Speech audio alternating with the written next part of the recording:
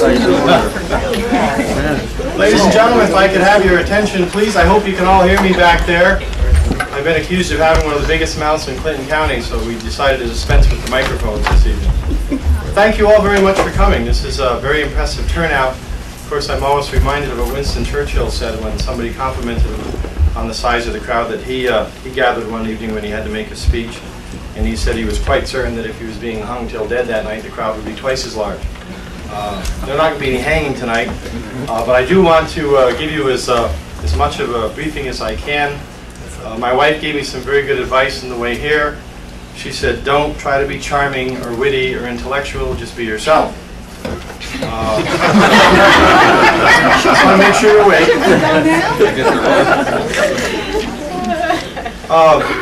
I thought it might be helpful, and please relax and feel free to ask all the questions you want, either during my remarks, at the end of my remarks, but I thought it would be helpful first. I talked to you a little bit about PARC, about our mission and our goals, a little bit about what's been going on out here since the flag went down, although I can only speak personally for the last 13 months because that's how long my corporation has been here with the contract to manage and market at Slightly Used Air Force Base. Then talk to you a little bit about some of the challenges which lie ahead, and I'll go through my remarks. And I think probably the best thing we can do is just listen to any comments you have, try to respond to any of the questions that you have. And I'm very interested in both because it tells me what the people are thinking, what your concerns are, and there's a good chance it's going to tell us where PARC has fallen short because we haven't addressed the issues that you're concerned about, or we haven't answered the questions that you have in your mind. So feel free at any time during the course of the evening. Come on in, folks, have a seat. There's two over there and they're free.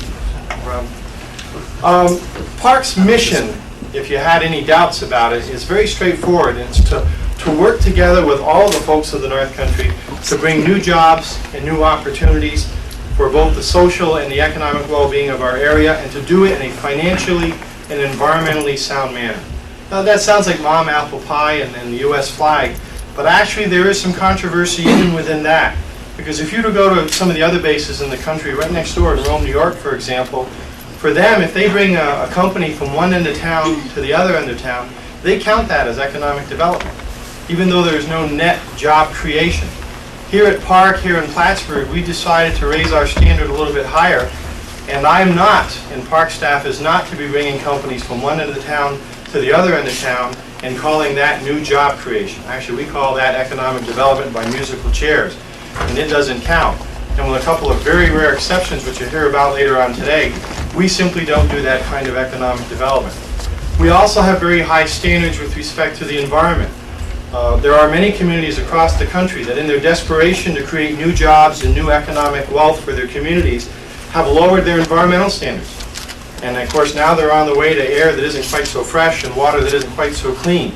And we've decided here up front early on that we're not going to jeopardize Lake Champlain or the good quality of life that we have living in the shadow of the Great Adirondack Mountains. And finally, we've also decided in trying to accomplish that mission of creating new jobs that we're not going to do anything that unnecessarily affects the businesses and the industries that we already have. So we're not in the business of subsidizing or setting up competition for the local grocery store, the local dentist, the local commercial establishment. And so with those caveats, if you will, we try very, very hard to bring in new business and new industry that doesn't hurt anybody, that doesn't hurt the environment, that makes good financial sense, and they must be new, of course.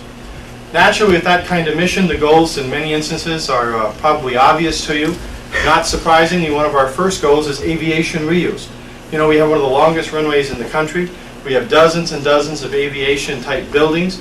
And the United States Air Force, in their so-called generosity when they left town, they left behind well over $300 million worth of machinery and equipment and personal property. Much of that was aviation-related. So not surprisingly, when we send out letters, and our Director of Marketing, Mike Sherman, is here, and we talk to aviation companies, we tell them, look, we've got some equipment. We've got a great runway. We have a bunch of hangars and nose docks.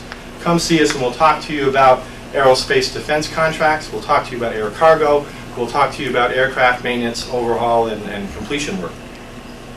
We're also looking to do any type of industrial reuse out here because we have a number of other buildings that aren't necessarily aviation related. They make excellent buildings for industrial, in manufacturing concerns.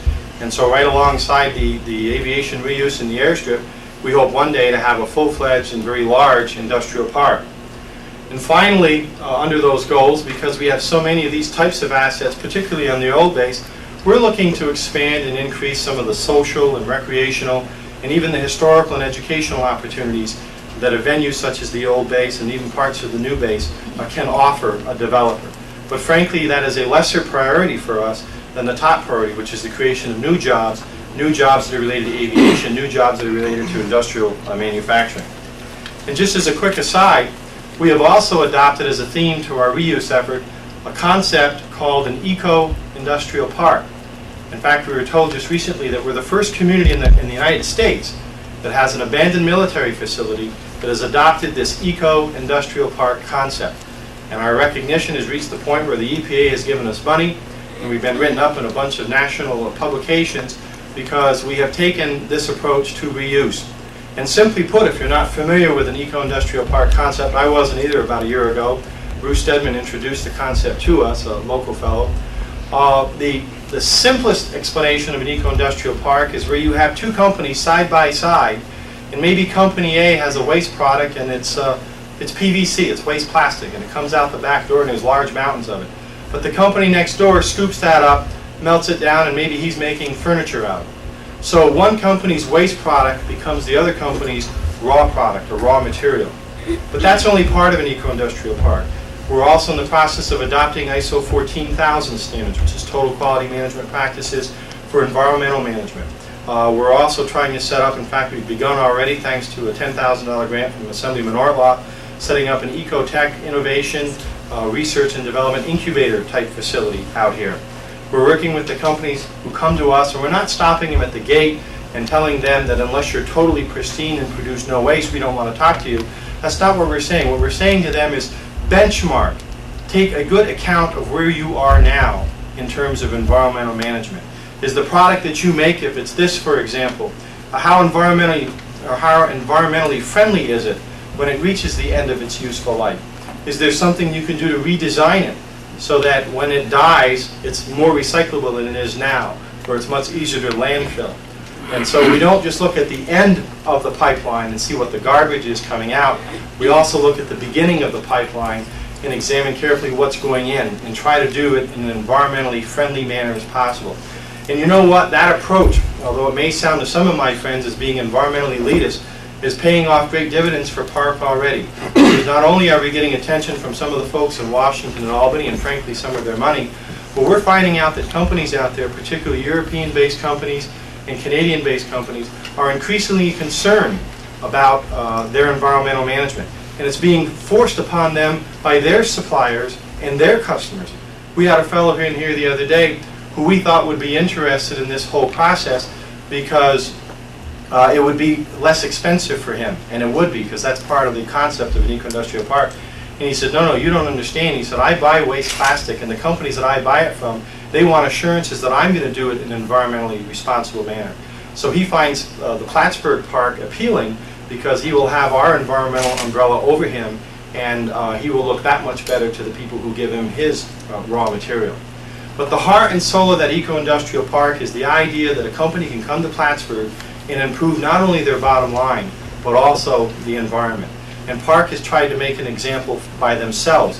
Not too long ago, those of you that are familiar with our central heating plant, we ran on number 6 fuel oil for many, many years. Shortly after we arrived, we looked into the feasibility of converting to natural gas.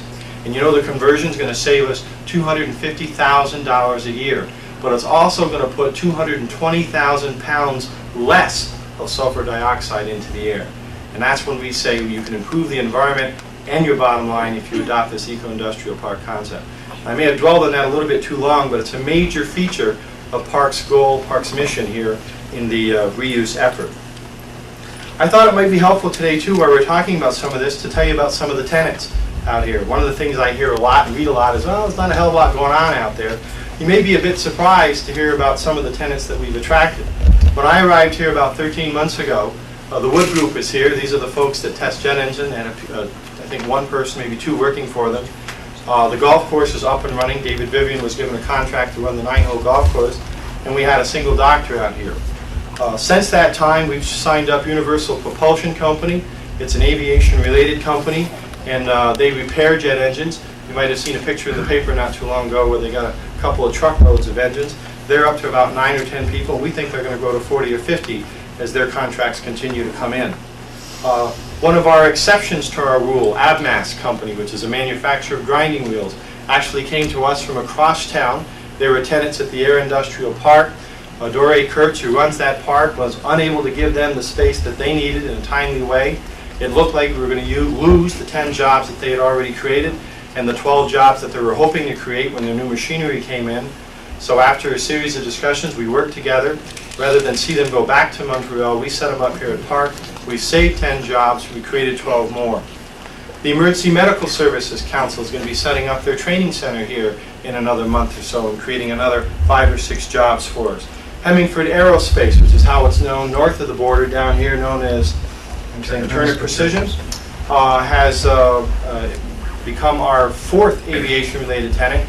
They are a precision machining shop for aerospace components, mostly engines for mostly the Pratt & Whitney company. Got a half a dozen people out there, and we're thinking one of these days, if the politics continues to be bad in Quebec, that they'll move the whole shebang down here, and that'll be another 45 jobs. In just a week or so, the YMCA will be opening up our daycare center out here. It's a state-of-the-art facility. Those aren't heavy industrial jobs, but let me tell you, when you're trying to recruit companies into the area, one of their concerns, particularly if they come out of Montreal where there's 3.5 million people, they get down to little old Plattsburgh or Clinton County and say, where are the people going to come from? And they get very nervous about their ability to hire workers. But one of the ways we can do that is to have on-site, here at the base, inexpensive, high-quality daycare. So if mom or dad are worried about where they're going to park the kids, they can do it right next door. The company's happy because their workers will stay with them. The employees are happy because they found an alternative to taking care of the kids when school's not in session. SMC is a manufacturer of pneumatic doors. One of the suppliers to Bombardier, who didn't wait until they got their contract with Bombardier, took a look around, decided they wanted to be here, created 20 jobs on the spot, Canadian-based company. Builtwell, one of the first companies that came on board after I arrived, I think 30 days after I arrived, with about 40 employees. It's a packaging and distribution warehouse with the potential to be a lot more. They signed a lease, as I said, almost a year ago. The New York State Department of Labor is upstairs right now with what we call the War Room, a special operation that they set up at our request with our computers so that as our companies and prospects came on board, we could give them on the spot immediate assistance in their effort to recruit new workers and to train the ones that they had already had. Excalibur Labs is a Vermont-based company, also an aviation-related tenant. They operate our precision measurement electronics laboratory and have been doing so for well over 6 months. They've got a couple of people over there. We see them growing to at least 10 or 12 in the next year or so. And our single doctor that was here when I arrived has added another doctor, but frankly, we're not in the business of doing commercial leases, so that'll probably be the last of the doctors that you hear about over here. Clinton Community College is over here on the base now with their technical training and computer center, in fact, in this building just down at the other end of the hall. And also the Child Care Council of the North Country is on board. What that means in summary is that about 13 months ago, there were 10 jobs. Now there are about 120 new jobs here at the base. About 13 months ago, we had leased out about 11,000 square feet. Today we have leased out well over 175,000 square feet.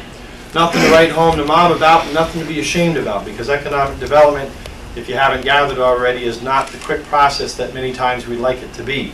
It does take time. And we spent the first 5 or 6 months here, in the first part of my tenure anyway, trying to get the house in order. We've done that, we've turned the corner, and now I think as you hear a little bit more from me, you'll see that the prospects are very bright. And with all these cameras going, I'm going to take a risk here and tell you about some of our prospects. It's no secret that Bombardier is going to be coming out of the base. They're going to be investing about $5 million into a test track. They're going to be putting up a 15,000 square foot test track building, and they're going to be leasing another 34,000 square feet from us for warehousing and assembly work for another 60 jobs here inside the gate. We also are talking with 7 different suppliers to Bombardier. I'm conservatively estimating that we'll get 3 of those on the base with a projection of at least 50,000 square feet of additional lease space and as many as 75 new jobs for the North Country.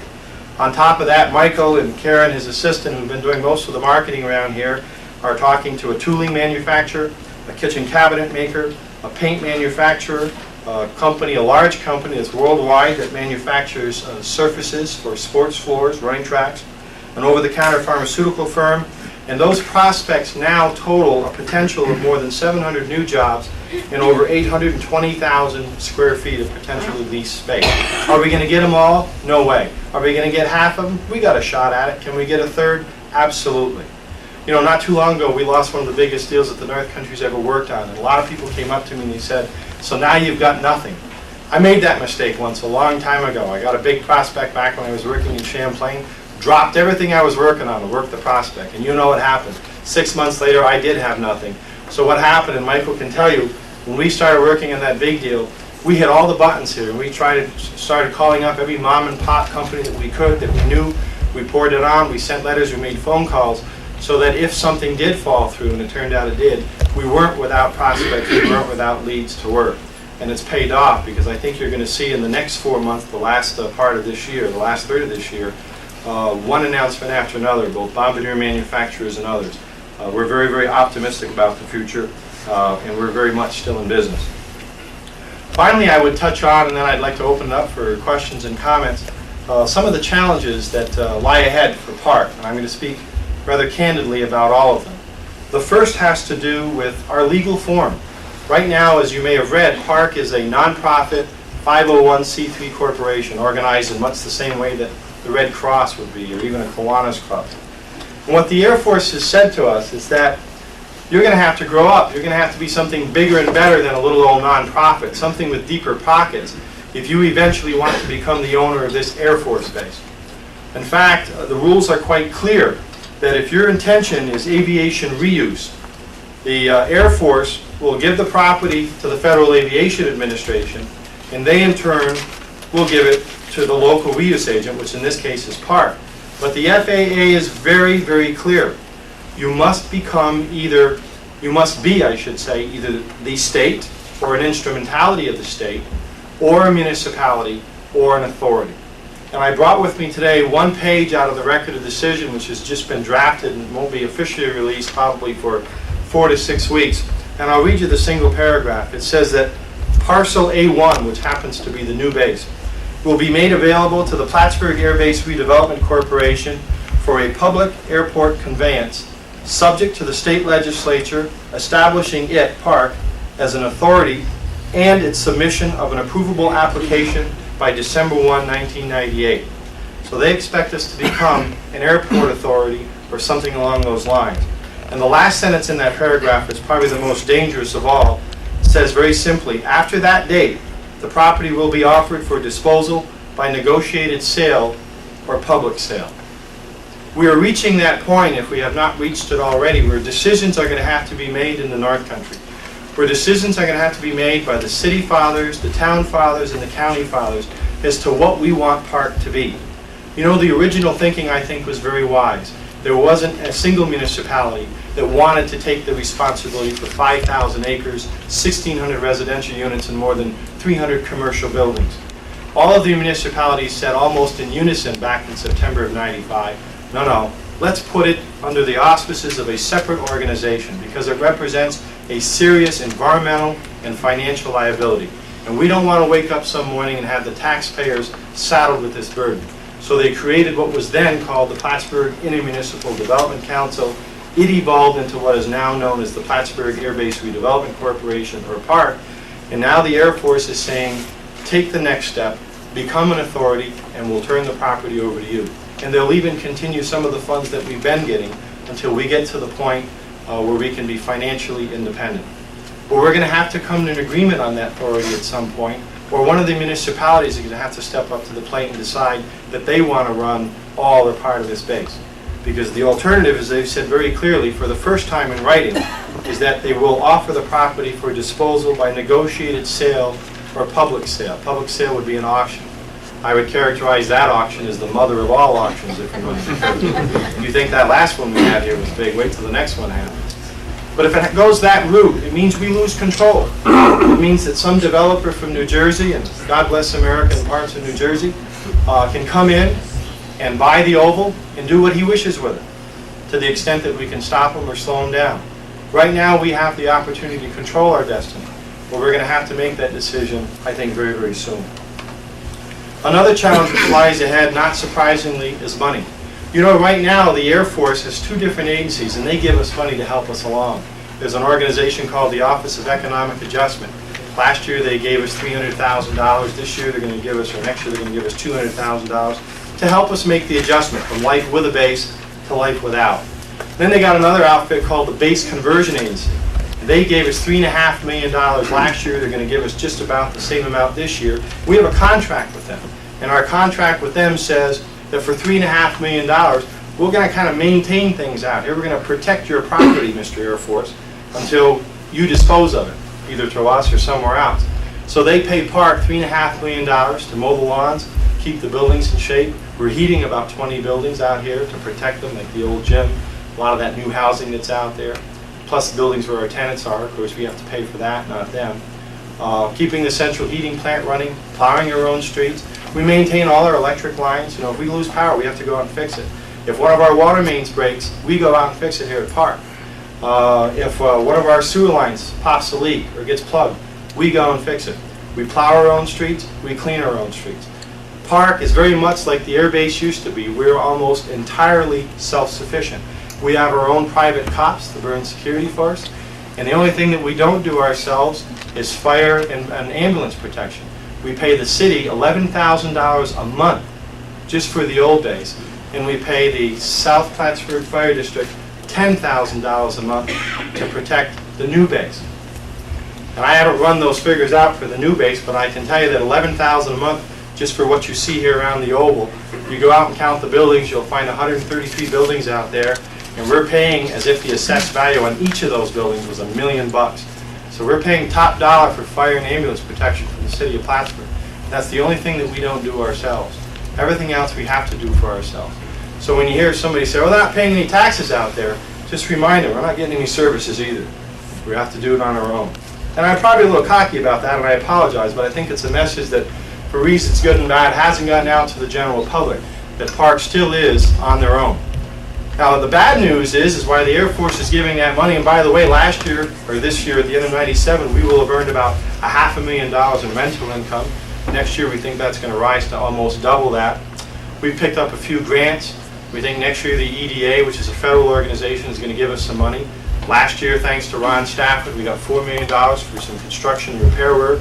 This year, again, thanks to him and the governor, we got another $2.5 million. We're trying to refurbish things. There's not a single one of our buildings is up to code. The Air Force didn't believe in insulation. So we've got some money coming in, but the Air Force is going to cut us off. As a matter of fact, if they stick to their plan, at the end of 1999, we will get no more money from either the OEA or the BCA. And yet, the annual cost of keeping this show going at about $6 million, because our fuel bill and our electric bill is about $2 million a year, we'll have no money. So we've already started negotiations with the Air Force and said, look, you've got to give us a break. If you cut us off at the end of '99, we're going belly up, because I don't have enough tenants that pay enough rent to come up with $6 million a year. I need a longer ramp down. Now, we happen to know that the camel's nose is in the tent. Just a couple months ago, they cut a deal in Loring, Maine. You might remember that place. They had a concert there the other day. They cut a deal in Loring, Maine, and they told Loring, Maine they keep on the subsidy. They keep getting the federal welfare, if you will, until the year 2006, I believe, 2004. So they got the door open, and we're going to drive a 747 through it. We've asked them to take care of us until the year 2010. Now, they're not going to say yes to that, but I'm willing to compromise somewhere between those two dates. But what we've said to them is, look, you don't have to just give us a handout. Pay us on a performance basis. In other words, if my rent isn't climbing like I'm going to predict to you that it is, then you can cut me off. But if it's climbing, meet me in the middle. In 6 years from now, 8 years from now, you can cut me off, because by then my rent will be to the point where I can pay the bills. And that's our policy with the federal government. But understand, these are the same people who have the money and may be willing to extend their payments to keep the bills paid out here. These are the same people who are going to decide how they're going to dispose of this property. And if we don't get our own act together, the checkbook's going to get folded up too and put away. And finally, the last challenge which lies ahead, which is very complicated, I'm not going to spend a lot of time on it, but you hear a lot about it, has to do with property taxes and building codes. and zoning laws. And you know, if today somebody waved a magic wand and suddenly we had to pay property taxes and suddenly we had to bring all of our buildings up to code, we would spend $178 million and we still wouldn't have the job quite finished. So if tomorrow something happened where PARC suddenly went on the tax rolls, where PARC suddenly became subject to the zoning laws, where PARC suddenly became subject to the code enforcement laws, the building code laws, we again would be out of business. So somehow, some way along the way, when we go to an authority or to whatever entity we're going to become, we have to come to some sort of an agreement between us and the town, between PARC and the city, how we're going to handle taxes, how we're going to handle building codes. And I want to give you a sneak preview of how PARC feels about this. PARC's attitude, at least right now until the board changes or they kick me out of the place, is that we should, whenever we bring a tenant, we should try to pay our fair share. So if we're getting services, we want to be out there paying it. But if we're not getting services, then we're going to hang on the money so we can plow our own streets and do our own sewer and water lines and maintain our own electrical lines. And we'll be the tax collector until things change. And with code enforcement, there should be no building out here that's occupied, which is unsafe. And so our philosophy will be that when we go into a part of a building, that part of the building will be brought up to code. And if the tenant, and we can't afford to do it, then the tenant will be told to go away. But we're not going to be able to financially or otherwise bring buildings up to code which are not occupied and which are not producing any income. I mentioned those three challenges, the authority, the money, the taxes, and the building code, and that's the sort of things, because that's what lies ahead. And literally, in the next 3 to 6 months, a lot of these decisions are going to be made. So this is going to be a tumultuous time, to say the least, insofar as PARC is concerned. So I probably talked too long. I assume that some of you have some questions or comments. And let me tell you, everything's on the record. Anything goes, as long as you don't throw anything at me. And literally, if you have any questions or concerns, this is a great time to figure out whether the rumor you heard was true, to ask the questions you have, or to debunk the myths that you may or may not have heard. And you may even be on TV tonight. Yes, ma'am. I wrote to you. I wrote to your predecessor, David Holmes, a year and a half ago, and I also sent you a copy of the letter proposing that the old part of the air base, particularly the housing areas, be turned into a retirement community. And I know you have brought this up lately. In fact, I'm very impressed with what you've done. But I think, and you can elaborate on this and let me know what you have in mind, but I think what you have in mind is not as extensive and as economically productive as what I suggested. And as I said at the time, and I wrote to Mr. Holmes, I'm just a simple housewife and I have no idea what this entails, but I thought if it were put open to public discussion, that there would be people who would know what was involved. In searching for retirement communities, my husband and I were impressed with the fact that people are not just retiring to Florida anymore. People of retirement age generally have incomes that are not affected by the economic fluctuations of an area. Their incomes are secure and steady. They are moving into retirement communities. It's the largest growing business, they're saying, in the Wall Street Journal now, that retirement age people are getting, are going to be one of the largest segments of the population. More and more of them are looking for retirement communities. This is a big money maker, so Marriott's getting into this, Hyatt's getting into this, and my thought was, the facilities are here, the infrastructure is here, the houses are here. Let me thank you again for the letter, because I do recall it was very well written. Secondly, just so if you haven't heard, the question had to do with whether or not we could develop at least parts of the old base, if not all of it, as a retirement community. It's an idea that has been examined many times. It was contemplated 2 years ago, when they developed the reuse plan. It is not a project that PARC itself, of course, is going to be able to finance, construct, and implement. And so we have hosted on a number of occasions, literally a series of tours and visits by potential developers who have contemplated exactly what you would propose, a senior citizen retirement community. The only project that we felt was viable and credible at this time that fulfilled our goals, which is not to hurt the existing real estate market. Remember I talked about existing people, and at the same time create new wealth for the North Country, was a project that was just recently announced, and we're still in the exploratory stages. These are developers from Watertown. They're contemplating the construction of a 40-unit, at least initially, a 40-unit congregate living facility, possibly be surrounded by as many as 40 independent living units. These are not subsidized homes. These are homes, frankly, for the financially independent senior citizen. I question that term sometimes because I think by the time if you've hit 65 and you've paid off your house and you've got $100,000 of equity, good for you. I don't think that makes you affluent. I think that makes you successful, and you've reached your golden years and you ought to be able to enjoy it. And this fellow and this construction company are catering to that market. And they've done some preliminary demographic work that echoes exactly what our own senior citizens groups have done 3 years ago. And they determined that there's a tremendous need for this type of housing. The congregate living unit I would describe rather roughly as at least 3 giant steps short of a nursing home. This is one large building with maybe 4 wings. You have a common dining hall. You're expected to take at least 1 meal in the dining room. But it's absolutely marvelous the way it's set up. They've got one of these in Lowville, New York, which has got to be one of the smallest places in upstate New York. They filled it up before they finished, and now they're expanding. And what they're catering to, and you probably know couples like this, they reach their golden years. They like the North Country. They like to stay. But they also like to go to Florida for 2 or 3 months. But they go to Florida, and they spend most of that time wondering if the furnace is kicking on, if the pipes have sprung a leak, if the neighbor's watching the dog, if the paper boy remembered not to shove all those papers in the mailbox and broadcast to everybody that they've left town for a month or 2. That is not a no-worry, hassle-free vacation in Florida. So you know what a lot of them do? They leave. They take their equity, they take their money, they take their talent, what they can contribute to the North Country, and they go to Florida. Okay? And what these folks are proposing is that people here in the North Country who would like to stay can find a hassle-free, a worry-free environment.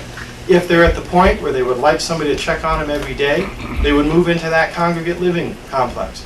Or maybe they'd still like a backyard in their flower beds, and so they'd move into one of those independent living units. And this is a far sight different from the one-room efficiencies that have been proposed at LLVA. You know, there are some senior citizens when they reach their golden years, they don't want to be in a one-room apartment. They don't want to be in a 2-story condo. And their children, for example, want to know that if they leave the area, that somebody's keeping an eye on mom and dad. And if mom or dad, one of them should pass away, the other one still has friends and neighbors and people will check on them. We think it's a marvelous concept. These people have financial viability. They have a long record of experience. They're very credible. We've given them a 6-month opportunity, a 6-month option, if you will, to finish their market research. They're going to be conducting focus groups. And in fact, later this week on Thursday at 3 o'clock, over at the simulator building, which I apologize, by the way, it's much larger and much cooler than this room, but this isn't the first time when, after I speak, the room fills up with hot air, so don't be surprised. And they'll be conducting a briefing session for senior citizens, for the developers in town who are concerned that this might compete with them, and for the media. And if any of you are interested in that senior citizen project, it goes a long way to what you're proposing, and it's just a first step. Now, I'm going to give everybody a turn. I'm going to beg your indulgence. I'm going to give a few other people a chance to comment and make some questions. Way in the back. Yeah, I just walked in here, so I hope I am not duplicating part of your effort here, but I'd like to talk to a couple of things, and I'd like your comments on what I'm about to say specifically.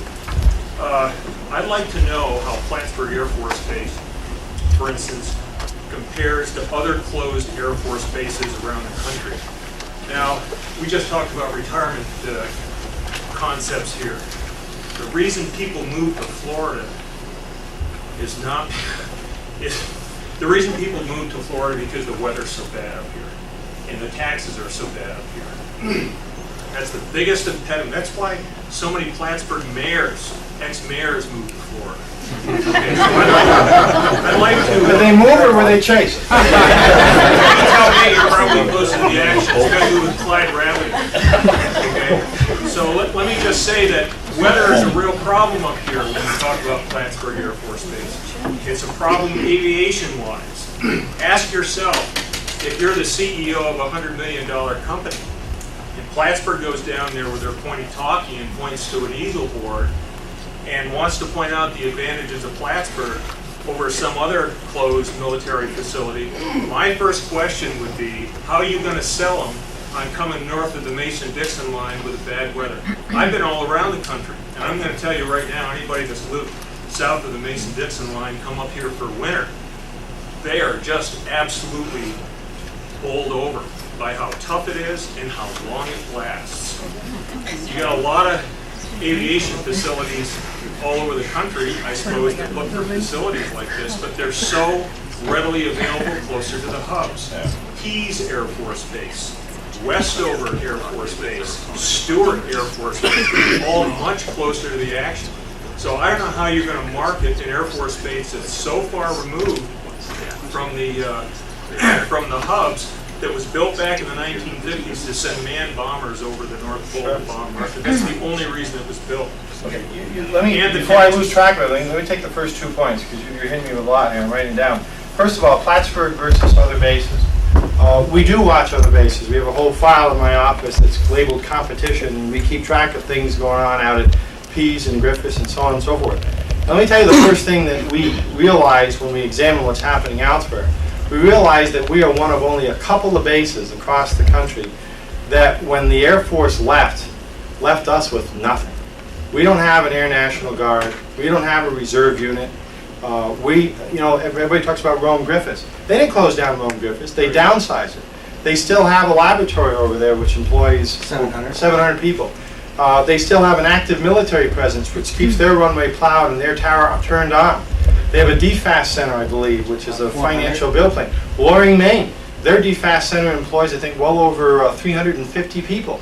They were all left with a federal presence, okay? It's the rare base in the United States of America that was left with absolutely no federal payroll, okay? And we're one of them. So when we compare with other bases, the comparison is a stark difference, starting right from that point. The other thing that we realize that in many instances, if you go to Loring, Maine, you're going to find a beauty shop on the base. Okay? You're going to find in Griffiths a whole bunch of companies that used to be in Griffiths and now they're inside the gate rather than outside the gate, because they don't have the standards and the priorities that we have about the creation of something that is really a new job and not an old job that was moved 2 blocks down the street. But the second part of your question is the most intriguing. It's one that I've been struggling with for probably since 1981, since I got into the business. How do you bring new business and industry way up here in Plattsburgh, New York, where, as someone once said, we have 10 months of winter and 2 months of lousy skiing? It's not easy. But we have one thing that the rest of the country doesn't have, and that is we happen to be right next door to Montreal, Quebec. It's a Montreal urban community, is well over 3.5 million people. And it doesn't take a rocket scientist to figure out what that means to us. Right now, 1 out of every 2 manufacturing jobs in Clinton County are owned by a Canadian. Right now, 9 out of every 10 new manufacturing jobs that comes into North Country owned by a Canadian. So it may not surprise you when I tell you that I'm not down in New Jersey looking for company, and I'm sure as hell not south of the Mason-Dixon line. I'm north of the Canadian border, and that's where I'm looking for most of my prospects. And I think the pickings are still pretty good. We have 4 Canadian companies on base right now. There's a lot of companies up there that want to be down here. Not because PARC is a great place, or even because I'm good looking, because I'm not. They're down here because they have to be in the United States market. When they go to New York City and they try to sell their suits, what the guy in New York City says? Where are you located? And he says, Montreal. A little bit nervous, because if the suits come and the pinstripes are looking this way, how's he going to suit somebody on the north of the border? So that guy, and this is a true story by the way, because I know a Canadian company did this, they made sweaters. He'd go down to Manhattan every year, and that poor sucker never sold any sweaters. And one day he went to New York City and he had a little warehouse operation in Rouse's Point, New York. And the guy in Manhattan looked at his business card, which he proudly gave him, and he said, you bought a place out in Long Island. Great, I'll buy 6 sweaters. And he bought a truckload of sweaters. You see, that's why Canadians want to come down here. It's not because of the base, it's not because of Plattsburgh, it's not because of anything. They need a U.S. address. And when I go to Montreal, I sell one thing. I sell our zip code. Because they can say, made in the U.S., shipped from the U.S. And that's why here in Clinton County, always, we have been very successful. Do you know right now there are 125 Canadian companies in Clinton County? So you are right. If we were to go market in the normal way, if we weren't looking north of the border, we would be hard pressed to talk these people into coming to North Country. But until someone moves the entire city of Montreal, we've got a shot at economic revival. We've got a damn good chance of accomplishing reuse. I'll give you one more follow-up to your question, I'm going to move on. The aviation equation isn't what I heard you talk to, though. I mean, the air industrial park up in Clinton County, for instance, is jam-packed. Everybody knows that for all the reasons, all the political instability up there. That's all well and good. But if you're talking aviation for an 11,700-foot runway, you're talking U.S. because the Canadians don't. I'm going to respectfully disagree with it. I'll tell you why. Even with respect to aviation, there is a Canadian component. I'm going to name some names. Right now, Canadair, which is a division of Bombardier, is regularly and consistently competing for U.S. defense contracts. Now, when they get one, do you know what that contract says? A damn good piece of that rocket or plane or jet or whatever it is they're making had better be made in the U.S. of A. Now, where are they going to go? New Jersey? That's a long commute. But from Montreal to Plattsburgh, that's pretty easy. So we're out talking to aerospace defense contractors in Canada who are looking for U.S. contracts who believe when they get one, we got a shot at getting them. Who have to compete with the Lockheed and all the other. Absolutely, but if they win, we win, and we're going to go after them because, as Wayne Gretzky's coach once said, you miss 100% of the shots you never take. We're going to take the shot. We're going after air cargo people. Do you know there's a lot of cargo that lands in Montreal at Mirabel and Dorval?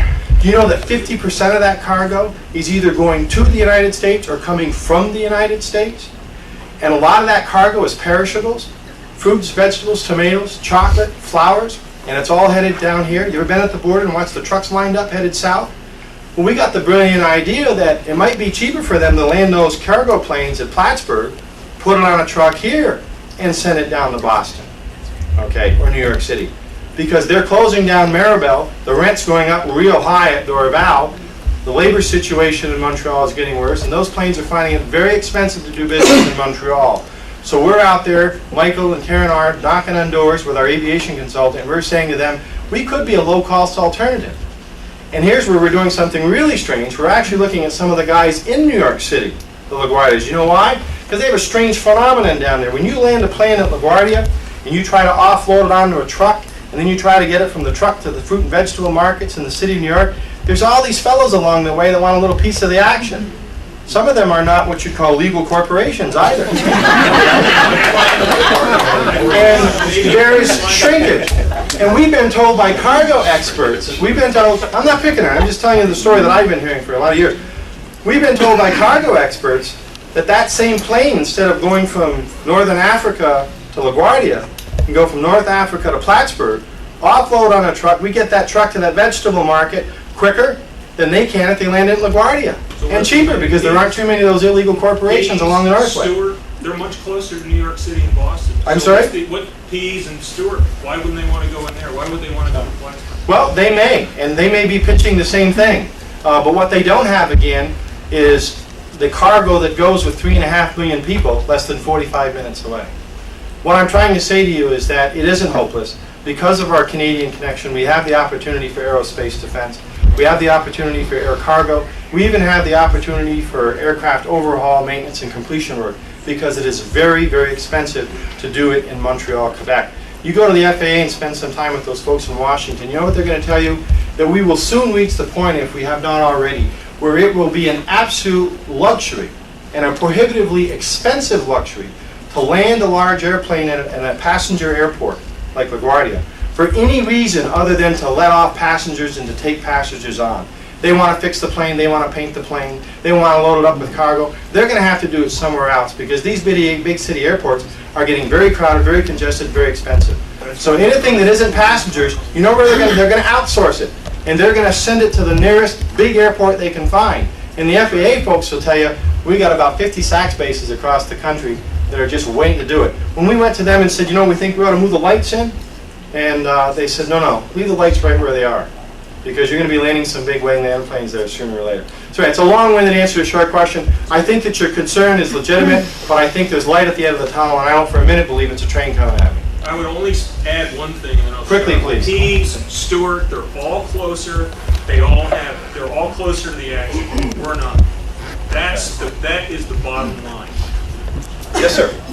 My name is Bob Williams, and speaking about the aerospace industry, I was born about a quarter-mile from here, where I'm standing. I introduced myself because I challenged this august body and the local community and the associated elements within it. This is only going to take about 3.5 minutes.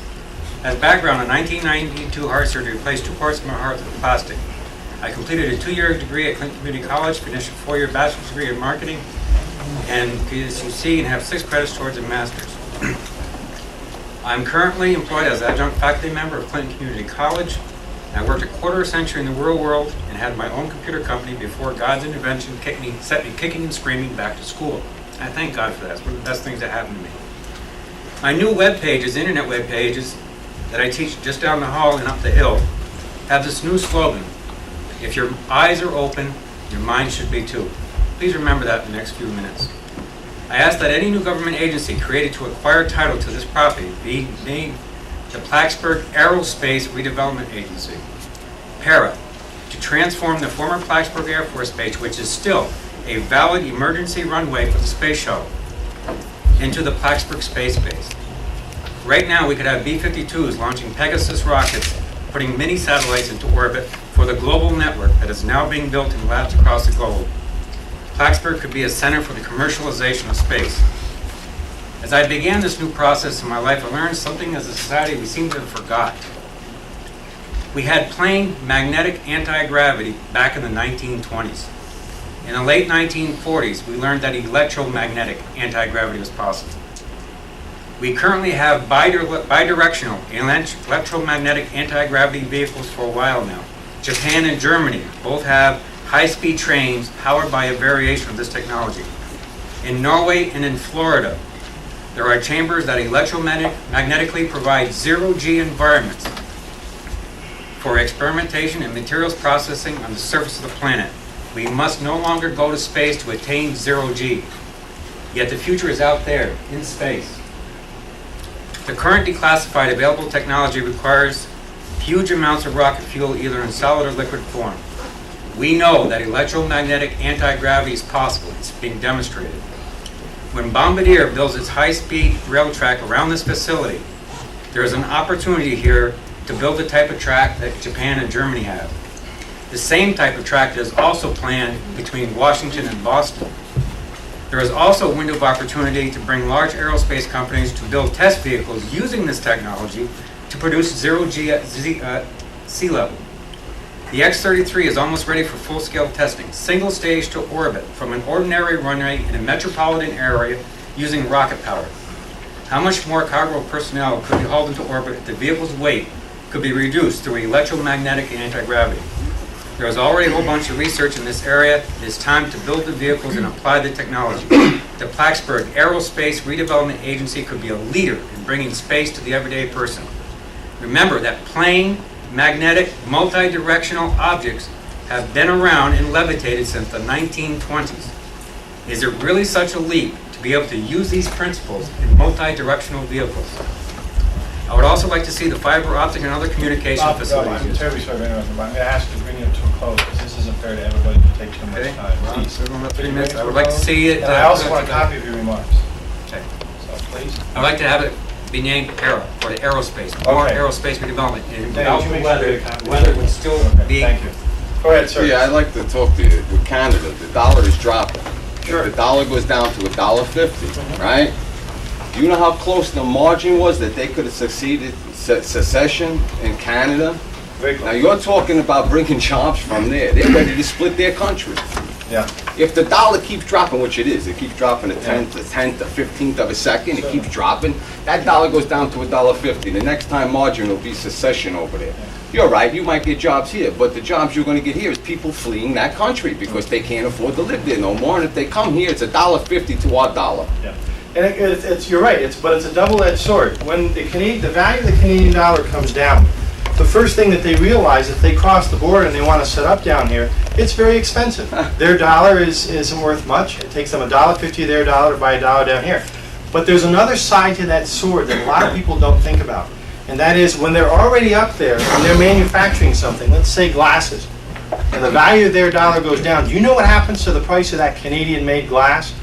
when it comes in the United States, it gets real cheap. Absolutely. The Americans start Absolutely. scooping up their glasses. And the next thing you know, that Canadian wakes up and he's got 25% of his business in the US. Then he's got a third. Then he's got a half. Now he can move. And now then can he move. comes down because he realized that most of his business is down here. He doesn't move lock, stock, and barrel from Canada. I agree He with sets you. up a subsidiary. Doesn't happen overnight. No, it doesn't. But all I'm telling you is that when the dollar goes down, sometimes that helps us. What happens Okay. if they secede? So if they secede, I think you're going to see 12 months of absolute hysteria and chaos, and then we're all going to be in trouble. The last thing we want as a neighbor is a dead neighbor. You know how close it was. There'll be a feast, but then there'll be a long famine. So we certainly don't hope for that to happen. But I have to be honest with you, when things are good in Canada, things are generally good for us. When things are bad in Canada, sometimes they're even better for us. Some other comments or questions? I apologize for the heat in here. Go ahead. My name is Phil Mason. I have two thoughts for you. My brother says stand up. I'll stand up. Two issues. In the editorial in the newspaper this morning, they talked about your wish while you were trying to develop a plan for particularly the old base, the oval, and so on, to leave this portion of the property blank in the master zoning plan. Sure. I used to be a member of the planning board of the city of Plattsburgh, and I can, I think, say almost unequivocally to other citizens here, that would be a great error. And the great error, I believe, would be that even the stability, the apparent stability of PARC isn't irrefutable. Anything can happen to you guys, and if it does, and there's a big hole in our planning, then people will walk in and I think clean our clock. Exactly. I don't think we disagree. I'm going to surprise you and tell you why. I asked them to leave their plan blank because mine isn't. 2 years ago, when the base closed in September of '95, the Air Force spent $750,000 in developing a comprehensive reuse plan for the old base and the new base. I'm sure some of you remember the public input. They had hearings, they had radio shows, talk shows, TV shows. They sent out 25,000 surveys. They had 250 telephone questionnaires. And they got everybody's brother and his brother's opinion on what to do with the old base and the new base. They came up with a comprehensive reuse plan, and they even did an environmental impact analysis. You know, I live by that right now. If I go out there and I try to put an industry where that reuse plan says there's supposed to be a house, the Air Force taps me in the shoulder and says, no. We've done all that. And I went to the city last night and I said, I think as long as we've got one in place, it's a reuse plan, and I've got to live by it, the Air Force is making me live by it, why don't you leave yours blank for at least 2 years? We'll live by the one that this community, including the city of Plattsburgh, helped put together, and then 2 years from now, when we know who's going to own this place, we'll redo it again. I think they're wasting time and money doing it all over again. We just did it 2 years ago, we're doing it again now, and we still don't know which direction we're headed. So I agree with you, I don't think it'd be silly not to have a reuse plan. I'm saying we've got one. They're doing the My same. alternate suggestion would be that if your plan is solid, that it be incorporated in the master plan. Yes, The second thing I would like to suggest, because the editorial this morning also suggested you were looking for ideas. What to do with the old Plattsburgh base property, the old Plattsburgh barracks property? I imagine the Champlain Valley is really a great resource in history. I'm not an historian, but you think all the way back to the days of the Native Americans, the French and Indian Wars, the arrival of Samuel Champlain, and then on into the wars that were part of our revolution and the War of 1812, et cetera, et cetera. It's the history that is attached to our valley, and then subsequently from 1812 forward to the old Plattsburgh barracks property is really quite astonishing. And it seems to me possible if you could light a fire in the right place. And I don't know how you do this, Mark. I really don't know how you do it. It's just an I idea. guess you fight fires, though. If you light a fire in the right place, you could actually develop this oval into a history research center sponsored by SUNY, Columbia University, NYU, Cornell, you just keep naming them, come up with 20 big universities who are well subsidized, And the money is there if the ideas are there. I think to promote the history of our valley would also be an excellent income resource for the community because it would attract tourism. That's an intriguing idea. One of our local entrepreneurs, Frank Paston, approached us some time ago with the idea of setting up a Revolutionary War museum here, capitalizing on the colorful history that we've had since our nation was born, and tying in possibly an expansion of the military cemetery, using the old barracks, and I think at one point even suggested the possibility of some sort of a historical interpretive center, whatever it is. What you're saying to me, it sounds like, is a historical research center would be even further than the idea that he's contemplated. At one point I talked to Assemblyman Ortloff about assembling some sort of a task group, because he's very interested in this concept too, a big supporter of doing something that capitalizes on the illustrious history out here, about putting together some sort of a community task force that would explore the ideas for the historical resources here in the old base, and setting things up like a museum or an interpretive center, or in your case, a research center. Maybe as a result of your suggestion, we should get moving on that. We'll see if we can't light a fire for you. Denny, let me go. We'll get out some feelers as to whether or not there's a working group out there that wants to help us out on it. But thank you. Thank you very much. Way in the back. And then I'll get to the lady. I'm sorry. Go ahead. You, sir, with the white hair. Go ahead. I came in here with a preconceived notion, mostly due to the media reports about the conflict of interest between the city of Plattsburgh and PARC. I heard about that. That's good. What you didn't hear about, though, is the general consensus out in the public that perhaps people don't have the level of confidence that they should have in PARC and also in the board. Listening to you tonight with your excellent presentation leads one to believe that, yes, there is a level of confidence out there after we hear what you have to say. Thank you. Going along in those same lines, there seems to be a problem, I perceive, between opening this airport for aviation and the county airport. Do you have any words on that? Yeah, it's been talked about often. Why not move the county airport over here? And the reason in a nutshell is cost. My plowing bill, if I were to become fully operational, would exceed the entire budget for the Clinton County Airport. My runway is probably, well, they could land most of their planes on one of my taxiways, much less the 2.25 runway that I have. We are such an oversized facility that to utilize it, or even to attempt to utilize it for a relatively small passenger operation, I believe Clinton County does about 25,000 operations, enplanements, deplanements a year, would be absolutely cost prohibitive, just based on the infrastructure, the buildings, the plowing, so on and so forth. But there's another component to the cost challenge or problem, and that is that if you go out to Clinton County Airport, they've got a fixed base operator out there, they've got a large company that flies those airplanes, they've got a number of tenants. All of those tenants are under leases with the county airport, and we would have to break those leases, pay to have them broken, pay to have them move over here. When you add all that up, it just becomes so prohibitively expensive that we have not explored any further the idea of moving the county airport over here. Now, does that leave us no options? I think not, because you know, you can land a plane for cargo purposes without turning on that tower.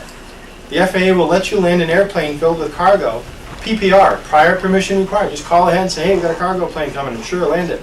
You can land a plane if it has to be fixed, overhauled, maintained, repaired. You don't have to turn the tower on. You don't need anybody in the tower. And you can land a plane that's coming here, or take off a plane that's doing aerospace defense work.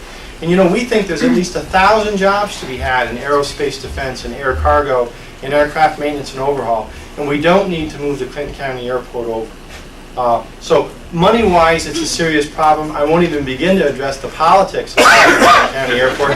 For that, Sam Trombley's here, and he'll buy you a beer after, and he'll answer your question. Go ahead, a follow-up real quick. Yeah, I wasn't suggesting that event happened. I think Thank God. raising the idea that we have two operating airports, and if what you say is true, we have airplanes, cargo planes landing here, and this becomes fact, we're going to be plowing that runway. You're going to be taking care of it at whatever cost it takes. There may come a day when it makes sense. You're right. Okay. It just may not be next week. Nobody wants it to happen. Thank you. Good point. It's come up a lot, and I'm glad you brought it up again. Over here, there was a nice lady that's been very patient. Go ahead, and then I'll get to you now. My question is kind of a follow-up to that gentleman's. In fact, I thought he was going to ask my question. And that is, there is a lot in the media about the antagonism that is present or appears to be present between the park board and the city of Plattsburgh, namely the Common Council. Sometimes I get the impression that it has to do with the secrecy that sometimes surrounds the negotiating that you're doing. Sometimes I think it has to do with who's going to be that umbrella entity. Could you speak to that? Sure. Because I'm not sure I understand the heart of that antagonism. It's hard for me to be obviously terribly objective about it, but let me take a stab at it. I think first and foremost that the park organization and the city of Plattsburgh have some honest disagreements. For example, the city of Plattsburgh is on the record as wanting about half of the housing units that are over next to Sharon Avenue. We have about 360 housing units that were literally being renovated when the base was closed. They're in ideal condition. You can move in there with your toothbrush. The city is on the record as wanting about half of those units so they could move John Collins Housing Park, the low-income housing people, out of that project into the new stuff, and they would take down the housing project and set up an industrial park. The park's board's response to that is, we don't think there's a compelling reason to move those people out of those units. They are not substandard. They are in good shape. There's no reason to move them. In addition, some of us have a philosophical problem with creating another industrial park when I've got 5,000 acres of empty industrial park. And so we respectfully disagree with the city with respect to their request for this housing. Secondly, we have an honest disagreement with the city insofar as the lakefront is concerned. The mayor has repeatedly asked that the lakefront be transferred to the city, ownership. The city wants to own it. We have said, no, we'd rather lease it to you on a long-term basis. I think we have an honest disagreement about what's being proposed out there. What's being proposed is a recreation trail, and if you go out there, and by the way, if there's any interest in tours to look at the waterfront, any of the buildings, any part of the base, we'll organize some tours. Just let Denny know if you're interested, get your name on the list, and we'll show you around that here so you can see some of these things. But you know, there are whole parts of this proposed recreation trail where your bicycle is going to have to drive a very straight line in between the water and the railroad track right of way. And one way or the other, it's a very dangerous bicycle ride. And so I think the park board has some healthy skepticism as to whether or not that's really what's going to happen if and when ownership of the lakefront is transferred. So we've taken a cautious approach, and we've said to the city, here's a lease. And we've given him a proposed lease for, I believe, 50 years with an option for 50 more if he truly wants to go forward with a recreation trail. I want to point out, by the way, that the railroad company is opposed to that. And the first time they see somebody walking or riding or playing around in their right-of-way, they're going to have them arrested. When this project first came to my attention, it was 7 days after a little boy got killed when he was fishing off a railroad trestle down in Essex County. It's a pretty serious thing to be proposing that literally hundreds of people be walking up and down that railroad right-of-way. All right. The other thing is, if you go out there, I got to be honest with you, I wish I had one, but this is not what you'd call the Ivory Coast. This is no Gold Beach out there. Our so-called marina is about 300 feet long, maybe, and it ain't sandy, it's rocky, and it isn't nice and shallow. It's a steep, rocky ledge. It's a tough road to hoe if you view that as a recreation area. I'm getting off the tangent here, or way off tangent, but it is a point of honest disagreement, I believe, between PARC and the city. Okay. PARC right now, whether we like it or not, is responsible for the overall reuse of the base. It is difficult when, if it's the city or any other municipality comes forward and says, I'll take this, I'll take that, and you can have the rest. If I did that on Thanksgiving Day with the turkey, my wife and my kids would get pretty upset. You know, somebody takes the drumstick, somebody else takes the breast meat, you're not left with a heck of a lot. You take some of the best housing in the base, you take the lake shore, you ask for rights to the oval, but you don't want any of the bills that go with the housing. You don't leave PARC much left to work with. And be it the town or the city or the county, I think everybody recognizes that to do the reuse of the base, we're going to have to work together. You can't just take what you want and leave the rest for somebody else to try to work with. So there are honest disagreements, and I believe that that is the source of much of the so-called controversy. Throw in a little bit of politics, and you got the rest. That's as objective as I can be, anyway. Go ahead. I'm sorry, this lady here first, and I'll go way in the back. Yeah.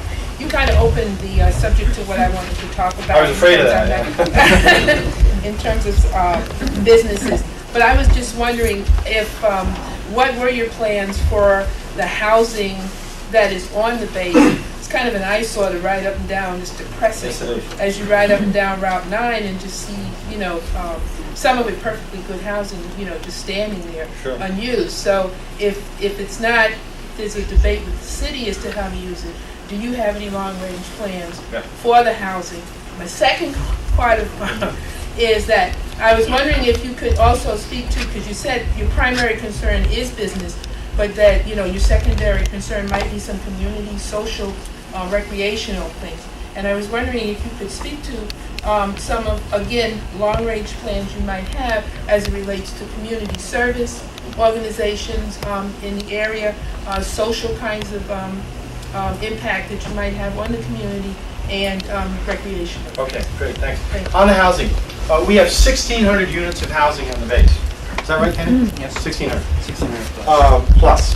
There's about 375, 380 that are in good shape. They were recently renovated. The rest I wouldn't give you a nickel for. In fact, the rest you would owe me if I tried to give them to you I tried to give them away, because they're filled with asbestos and lead-based paint. The cost of knocking down a single unit is estimated as much as $30,000. So when you actually go to some of these duplexes, particularly the K-Part housing in the old base, and you go out and look at this building, you're looking at a negative net worth. It actually costs you money just to get to the bare land, okay? So realize we're only talking about 375 decent units to begin with. Some of them are along Sharon Avenue and some of them are further in. What the policy or philosophy at PARC has been, first and foremost, is we're not going to dump any of those units onto the open market until such time as it's clear to the Board of Realtors and other players in the real estate market that market can absorb them. If we put them out in the market, we'd shove prices way into the basement, and anybody that owned a home or had apartments for rent would really be hurt. We also felt, however, that they could be used in our effort to attract new business and industry. One of these prospects that we've been working on that we weren't very closed-mouthed about, by the way, was very interested in housing because they anticipated, in deference to my friend in the back, that they would have to recruit their employees from warm weather states because we simply didn't have enough aviation type workers in the North Country. They were looking at recruiting as many as 500 or 600 from warm weather states. Well, you can do some of that by offering them great wage and benefit packages. But we got onto the idea that if we offered these folks some decent housing right away, at or below market rates, it would help recruit them. Then the company would be confident they'd get their workers, and we'd be making a little bit of money off the housing. Even then, though, in an effort to protect the local economy, what we told the Board of Realtors was that we would take those rents that we're receiving, take a good piece of it, put it aside, and when that tenant, that employee who came up from Texas or Florida, was ready to leave that apartment because we're only going to let him stay there for probably a year or 18 months, we'd give him back a piece of his rent with one condition, that he bought or built a home in Clinton County. Very simple but ingenious idea to ensure that the real estate economy really did expand. So we view that housing as a way to attract employees for big companies. Do we need all 375? I don't think so. We could probably manage with 50 to 75 unless the biggest company in the world showed up. So at some point, I think they have to go on to the market. But they have to go on in such a way that we don't ruin the real estate market that we already have. Are we prepared this week or even next month to open them up for anybody that wants to come on board? No. Only in this month, this past month of July, have we seen the housing market bounce back. I think we're about probably several tens of thousands of dollars ahead of where we were last year at this time, according to the Board of Realtors. If and when the housing market bounces back, we can start exploring the possibility of making that available. In terms of the low-income project, I think it's a policy difference right now. Clearly, the city and the park are going to have to sit down and negotiate that. I think the city is going to want that before we get what we need, which is an authority, and that'll probably be one of the first things that's addressed. Now, your second question, very quickly, had to do with social recreational opportunities. The only thing that I know that's on the front burner for recreational activities, and we've got a building out here that we think would make a marvelous youth center It is, what is the name of the building? Some of you might know it. Recreation It's Center. the old Recreation Center? Well, I don't know, it's a good name for it. And we've got a local agency, a nonprofit agency that wants to move part of their programming into there because they're out of room and they have unsafe conditions where they are for their clientele. But they're also collaborating with a whole host of other nonprofit agencies. And there's a tremendous amount of support, and they'd like to open up this place as a recreation or youth center where there'd be plenty of adult supervision, where there'd be all sorts of structured programs for our young people to gather. And the board of directors has come down very much in favor of that. They're in the process of doing their due diligence, exploring what renovations would have to be made. We've offered them tentatively a sweetheart lease to get them in there. We think it's probably the highest and best use of that building. And we think that'll go a long way toward addressing some of the recreational requirements of the North Country. And historical, I don't think, as this gentleman's pointed out, that we've done enough. We've got to light some fires. I think there are other opportunities. If you consider the Joe Walsh concert cultural, we're going to be hopefully doing that concert if everything else goes well. We're going to keep plugging away. But I have to tell you honestly that the top priority is the creation of jobs. We go to the recreational and cultural things second. So, way in the back with the red shirt. Yes. Okay, this town is really boring, okay? Kids really don't want structured priority or things like that. What they want is a skate park, an indoor skate park. You said that you have a youth center. I mean, you could actually make money building a skate park / club where you could have music and skateboarding at the same time. What it would do is create culture, something I think is more important than creating death machine jobs. Because, you know, that's what the kids really want. Because, you know, I am a kid and, you know, this is what we would like. I mean, you have the building available. And you could probably, you know, make your money back and probably a lot more eventually, you know. Once, you know, as We'll add it to it's our list. established, you could, you know, go and we could, you know, give you money back eventually. Thank you. After the cost of, you know, creating the ramps and creating the stage and the PA, after, you know, it's what the kids want. I talk to them. You know, I'm around them all the time. Well, I promise, we'll add it to the list and we'll see if we can get some sort of a work group on it. I have to tell you, I can't speak for everybody out there about this being a boring place to live, but at least for the last 13 months, my life has not been a part of it. So, just want to let you know that. Other comments or questions? Over here. One, Mark, I have to ask. I'm new back to the area. Yes, welcome back, Sue. All right, I have to question the real estate market that you're talking about. I spent 2 to 3 weeks before I moved back here trying to secure a home first because I have children. And I think most people that you see moving into a community today are looking for a house or decent apartment. Sure. All of the decent apartment complexes or et cetera within a short driving distance of most of the jobs in this community are substandard.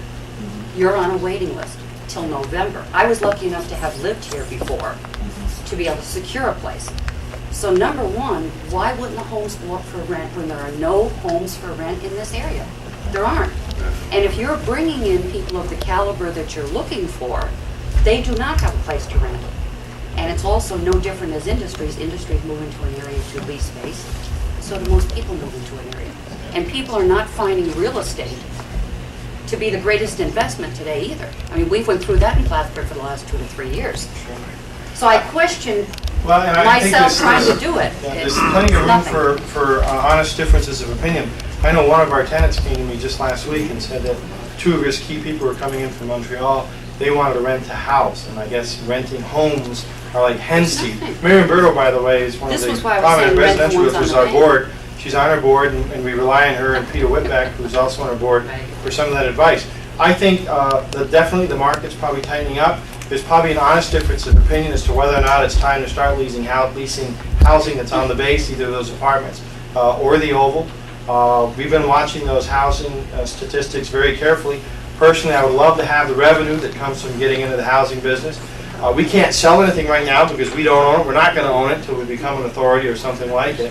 But in the meantime, we could probably do some leases. But I think the board is going to continue to monitor the situation. And when we hear from people like you or from my Canadian friend last week and said, look, it's really tightening up out there, we're going to have to start looking at it more seriously. Marion was the first person I contacted too. Well, if you got her, you got the best. And other than girls. having known in the community, but what are people doing that are moving in? Because at least if they can rent a house for even a year They will look to purchase if their job is secure here. When we got a house for sale, come see Sue, by the way. Go ahead. I have two questions. One, Sure. how many people are employed by PARC? And two, what does it take for PARC to become an authority? What does that mean? Okay. The answer to the first question is we have about 75 employees. And I want to put that in perspective. There was a pretty big hullabaloo about our payroll out here and about how many people we had and how much they were getting paid. That 75 people represents 1/10 of the workforce that the Air Force employed when they were trying to keep this place maintained and protected. And if you notice, the grass has been cut, the lights work, and the fans work. It's the air conditioning I have a problem with, but things are chugging along. So we don't think we're overstaffed. And I'm going to be so bold to say I don't think we're overpaid. I'm going to pick on some of my friends. You know, if you go over to SUNY Plattsburgh, the guy that runs their buildings and grounds gets paid about $27,000 more per year than the guy that runs my buildings and grounds. My assistant to the president and office manager, she doubles as both, gets paid less than a bookkeeper at the city of Plattsburgh. My director of marketing gets paid less than a janitor at SUNY Plattsburgh. And I go on and on about the payroll here at PARC. I think we're pretty lean and mean. And by the way, we're using federal dollars that we should be getting to pay for those things as our fair share. We're going to have to get leaner and meaner because I said earlier, the clock's ticking, the funds are going to run out. And so if you talk to my staff here, you're going to see that, for example, we've had people retire, we haven't backfilled the positions, we've consolidated positions, we've hired at the lowest possible price in many instances. So PARC may have a payroll of 75 people. But I would match the people and the payroll to any campus that's even remotely similar in size or have the responsibilities that these people do. I think they handle them very well. Long-winded answer to a short question. Your second question, I want to know what it takes to become an authority. We need an act of the state legislature. Now, don't be too intimidated by that because this is what's called home rule legislation. And this happens all the time in Albany where the legislator pops in and says, look, this is for my hometown. And all he's got to really do is produce for his fellow legislators resolutions from the folks back home that says, yep, they want this airport authority. So if the city passes one, if the town passes one, and the county passes one, and they all pass a resolution that says, yep, we want an authority, Stafford and Orloff take it to Albany, and the rest of the legislators rubber stamp it, and bang, you got yourself an airport authority. And the state legislators do that because a couple months from now, it could be them waiting for something that's strictly local. And they'll pass those kinds of bills almost perfunctorily because they have strictly a local impact. But that's how the process would work. So our challenge isn't in Albany. Our challenge is going to be here in the city, here in the county, and here in the town. We've got to all get together and come up with some sort of a local authority that we know will be accountable to the local people, that won't have people on the board that get their mail in New York City, that'll handle the taxes and the zoning and the building codes the way we want it handled, and it'll give people the input that they want. You know, I got people that say, you know, you're not accountable. I wish you were all elected. And the same day somebody calls me up and says, you know, you guys are too political. You're too close to the politician. And I don't know where the middle ground is, but somewhere in there we've got to come up with an organization whose board of directors is both apolitical and accountable. And hopefully we'll come up with something. We have a piece of draft legislation. It's patterned loosely after the Albany County Airport Authority. One of the things we changed in it, though, and we're still looking at it internally, is that we would have our board, as is appointed now, appointed in pretty much the same way, where the senator appoints one person, the assemblyman does, the city does, the county does, the town does, the congressman does, and the governor does. And that's as accountable as some people say we can be, and some people tell you it's as political as we want to be. So that's where we sit, and that's the long answer to your short question. I'm going to go, there's a lot of people, ma'am. I'm going to try to give everybody a chance. Back there, I saw a hand moving around. Yes, sir. Two questions. The first one. Everybody's got two questions. I got in here after the first half hour. Knowing all the facilities that are available on base, and when and if a gathering like this should occur again, soon, the possibility of having it where there's more room and more comfort. Yes, I apologize. The last time they had something like this, there was only a handful of people. We didn't anticipate the crowd. I think the next time we can have it over at the briefing room in the simulator building. It seats 150, 175. It's a lot cooler. There'll be more room for my ego and all the hot air I've been generating. And we'll have it there next. Or we maybe can go out to the community, go to one of the local hotels or something. Well, I do apologize. There's people out in the hall here too that... So, you got a second comment? The second question concerns what I've heard around the North Country for years, and I'm wondering if it's still true. Everyone has always said the North Country's biggest industry is tourism. And anyone who's ever been to Lake George probably believes that.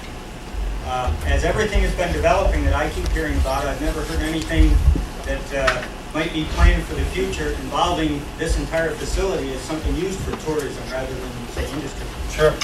I think that in the original reuse plan, there was much contemplated with respect to hotels, resort complexes, and tourism. And major portions of the reuse plan contemplate those types of uses. But to be frank with you, as my knowledgeable friend, I'm sure, suggested earlier, once that Canadian dollar plummeted, and it's been in the toilet bowl for a while now, the Canadian traffic dropped off. Canadians are coming down, spending less, staying for shorter periods of time, going home quicker. And so the possibility of resort developments and resort complexes have become considerably diminished in the last couple of years. And so not surprisingly, you haven't heard about it, it's simply not on the front burner. Hopefully with time and patience, that's going to turn around and we'll get to the point where we're starting to entertain some of these resort complex developers and the tourist trade. I think we had the question of Mr. Mark. Walson, and I'll go to you, sir. If the authority is created, what are you looking at? A 10, 20, 30, 50-year lifetime for this authority? And if it's not created, what's the alternative? The question is, if we create an authority, what are you looking at for a lifetime? 10, 50 years, what is it? And secondly, if it's not created, what are the alternatives?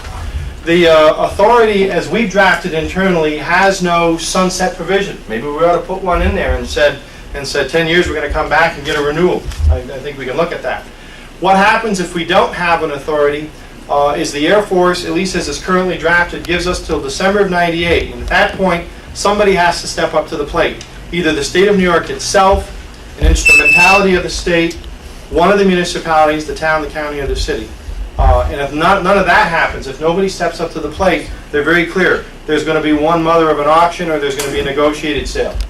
Okay? And they have done this around the country.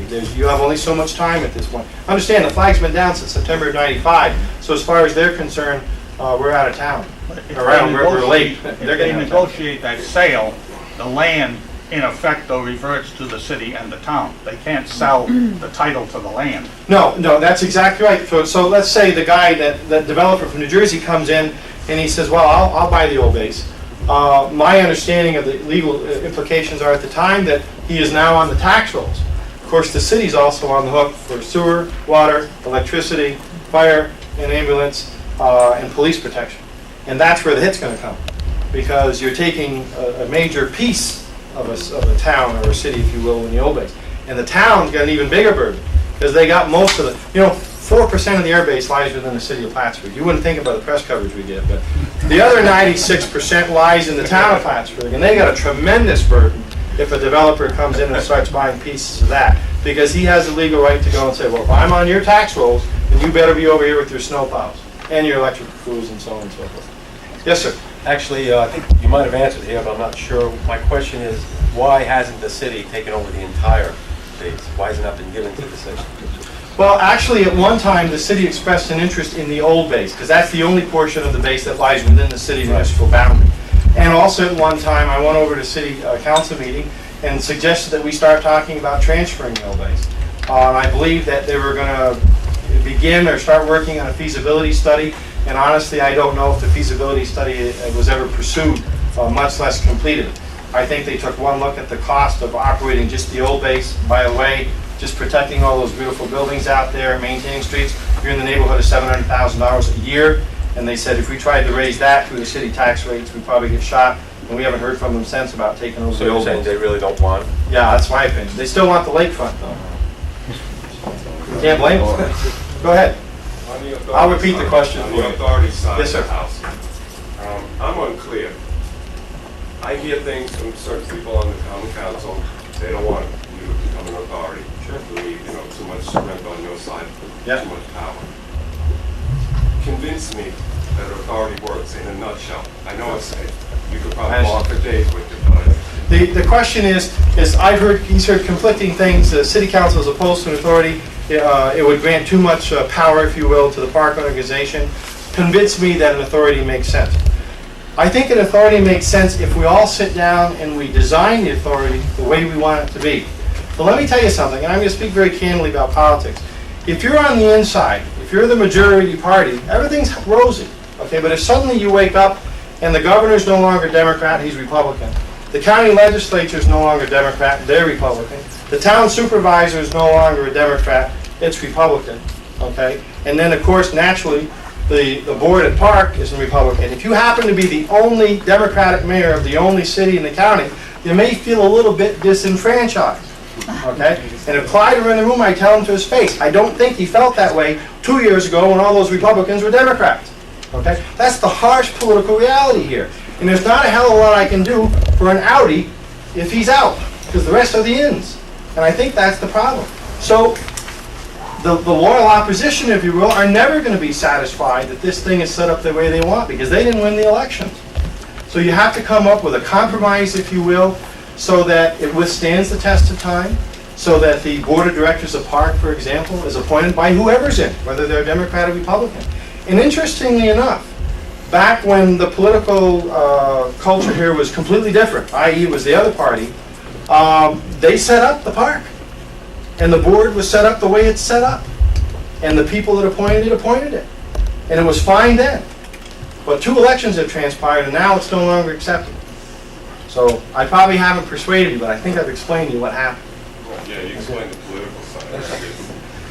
Yes, I'm going to go to somebody else. I want to give everybody a turn if I can, please.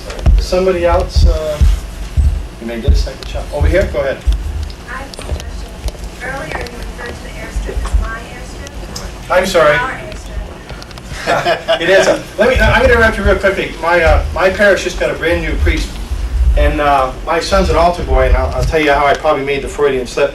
And he went in, and Father said, "What's your name?" He said, "My name's Oliver Berry." And he said, Father Gordon knew me, apparently knew of me. So he said to Oliver, he said, "Is your daddy famous?" And Oliver said, "Yup." He said, "My daddy owns the air base." And, so then Father said, "Well, what does he do?" He said, "Well, most of the time he just fights with the mayor." That's a true story, and Father Gordon will tell anybody else who wants to listen to it. So I shouldn't have said it, but I'm going to blame my son for having said it. How's that? Go ahead. The other thing was that you said the first priority is jobs before culture and recreation. But can't culture and recreation mean jobs?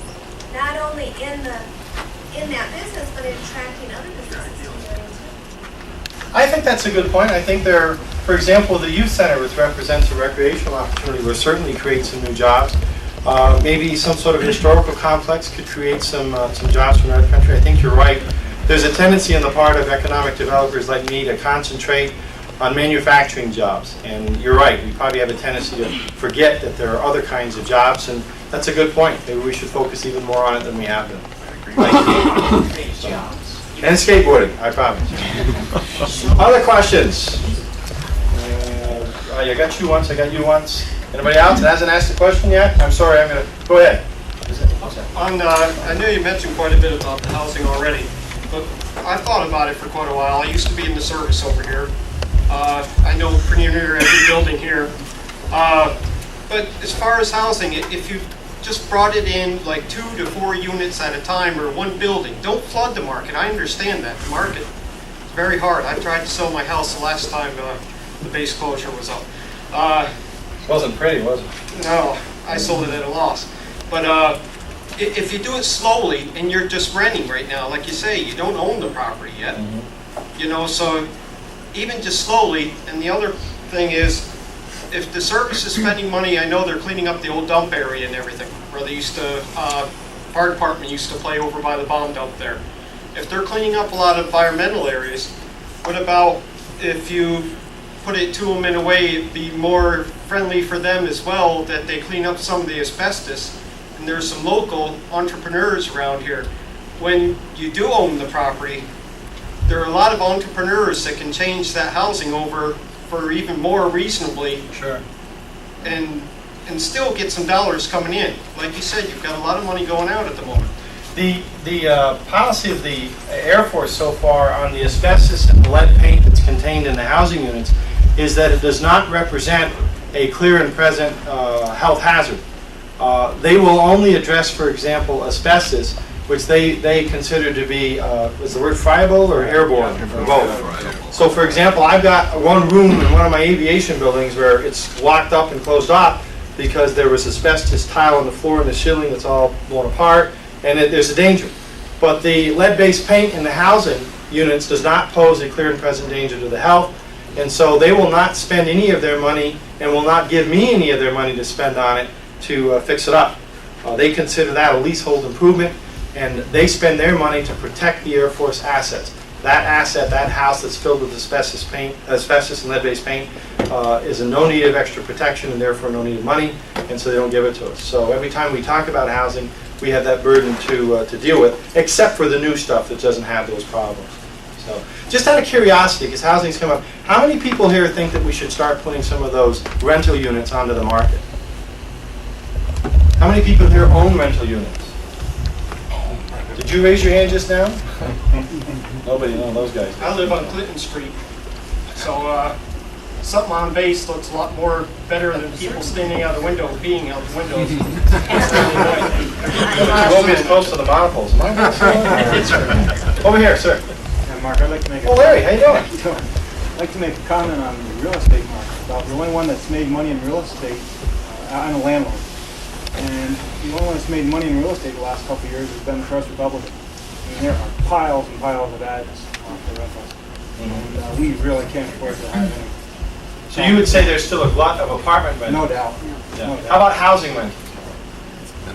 I don't know about housing. I know there's a lot of homes on the market. What about really nice apartments? You've seen the units on the base, right? Is there stuff like that comparable out in the market? Oh, sure. There is? We did a project 3-4 years ago. We spent $35,000 per unit renovating. Yeah. And had a hard time leasing them up? It's not like it used to be. Do you think it's getting better? No, I don't think so. Yeah. It's because of pay, the jobs. I mean, you go out there and get a job, the amount of money that you get paid per hour is one of the lowest in the country. You got 3 people live with you to pay the rent. I mean, That's what it comes 2 down or 3 to. people have to work to pay rent, and granted, as a landlord, I used to be a landlord before I took my two-family home and put it into 1 family. The amount of money that you have to charge for the rent, people can't afford to pay it. I mean, the cost of living is just going up. And granted, though, there's a lot of jobs coming in, but the jobs aren't paying premium wages. I think the point on the housing is that, it all depends, whose fingers are in whose rice bowl. If you're a landlord and you've been trying to promote your units, like Larry and others here, it has been tough for them. On the other hand, if you're looking, it's equally tough. I think that economies grow in a very uneven manner. It's not a nice bell curve. It's like steps, and the edges are very sharp. And maybe we're at the base of the step. Maybe the market will continue to tighten up. In a year from now, at some point, we'll be able to look at that housing. But I can assure you, and I think I can speak for the board, we have 2 realtors on the board. We get a lot of advice from them. We're monitoring the situation very carefully, and we'll continue to do that to examine what's going on in the marketplace. Go ahead. I know a lot of people were opposed to the fish concept, but the fact remains that it pumped a lot of money into this economy. Is it true that the fish people were refused the use of the base for this reason? Yeah. The park board made a decision. It was my recommendation that we say no to the fish concert for a second concert. Our reasons were as follows. Number one, we felt that using the runway and the apron and the airstrip and the facility, if you will, for rock concerts was sending the wrong message to our prospective tenants, many of whom are in air cargo, aircraft maintenance, aircraft overhaul, repair, and maintenance. And I mean, literally, I can remember one interview where I had with a significant prospect, and he said, look, one of our problems right now, because we're getting into negotiations, he said, we got to know, are you folks serious about this project that we're working on, or are you going to do rock concerts for the rest of your career? You cannot be in the aviation business and be doing rock concerts at the same time. It creates an image problem. It affects your ability to market. Secondly, we viewed it as a serious safety concern. If an airplane lands on that runway, we've had 3 land since the flag went down in September of '95, and one little beer tab or the top of a tuna fish can, they're still blowing in off the grass well over a year later. And we've been out there with vacuum cleaners and brushes and brooms. Blows in on the runway, and that engine lands, and that engine sucks up that metal tab. The engine's destroyed, and a human being could get killed. So you don't mess with that. It's called FOD, foreign object damage. Some of you remember when they lined up 200 airmen shoulder to shoulder, and they'd walk down that runway looking in the cement cracks for one little piece of metal or dirt or whatever it was that could fly into an engine and create a problem. And the third reason was having to do with the economy.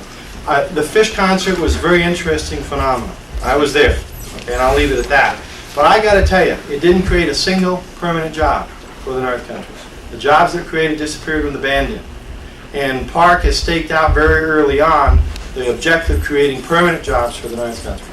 And so we considered a higher priority to cater to those aviation prospects than we did to cater to fish. Okay? But the decision, we all have our own personal opinions about drug abuse and alcohol and so on and so forth. But PARC Board doesn't pay me to give them my moral pronunciations. They pay me to make business decisions. That was the recommendation I made. The board voted, I believe it was unanimous. Maybe there was one abstention, I'll take that back, to say no to the fish folks, and they're off to Loring, Maine. Actually, they're out of there now, too. Okay, I'll go to you because I think I've run out. Sorry, buddy. Only because your previous response to a question prompted another one, and I guess that often happens at a gathering. I knew I should have shut up about 25 minutes ago. When you mentioned something about Canadian positive or negative impact on anything being done with the base as far as tourism is concerned, when I visualize this site, I see one of the few that I can think of probably in the entire world that has four-way on-site access by air, by water, by rail, and by the Northway. Multimodal. Most of that has absolutely nothing to do with Canada. I mean, I'm thinking Amtrak out of Boston, Philadelphia to Buffalo. I'm thinking planes from anywhere in the world. If this is a world-class tourist attraction, you can get to this site from anywhere in the world by boat. What's Canada got to do with us developing a world-class tourist attraction here on base? Well, my first reaction would be that there's 3.5 million people out there, and at least there's 3.5 million potential tourists. But I think you make a very intelligent point about the multimodal capabilities here at PARC. You're right, air, highway, water, we've got it all. And it's become a factor in some of our negotiations with prospective employers, with prospective tenants. And I'm certain that if and when the economy rebounds here or in Canada, and we get more into tourism, that the accessibility of the base by rail or boat or air or truck is going to be a major role. But again, right now, for all sorts of reasons having to do with the economy, ours and theirs, it hasn't sifted to the exact top of the heap. But I think your point's very well taken. The last time I checked my atlas just for something to do, I figured out an easy day's drive from here to wherever. I don't know where 3.5 million enters in, but there's 100 million people in an easy day's drive to this site. That's true. Whether you count Canada or not. Yeah, I'm sure you're right. Yes, sir. Well, just sort of follow up on the previous few questions. In that, when you said that a rock concert venue would not be conducive to attracting air industry, sort of the converse is true. And I mean, so far anyway, the fact is that the one big tourist draw event that happened on the base generated more supplemental income into it. Maybe didn't generate long-term jobs, but generated a significant amount of supplemental income that helps jobs throughout the region. That having a lot of industry on the base, especially if it starts going all over the place into the parts of the base that are maybe more suitable for tourism, will have a negative effect on the development of the tourist aspect.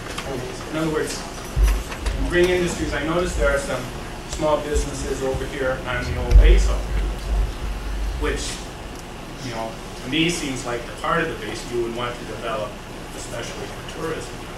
Yeah. And I would like to suggest that, while rock concerts may not be conducive for air industry isn't really conducive to tourism. In reverse order, the two companies that you saw on the way in are there temporarily. We eventually want them on the new base where they belong.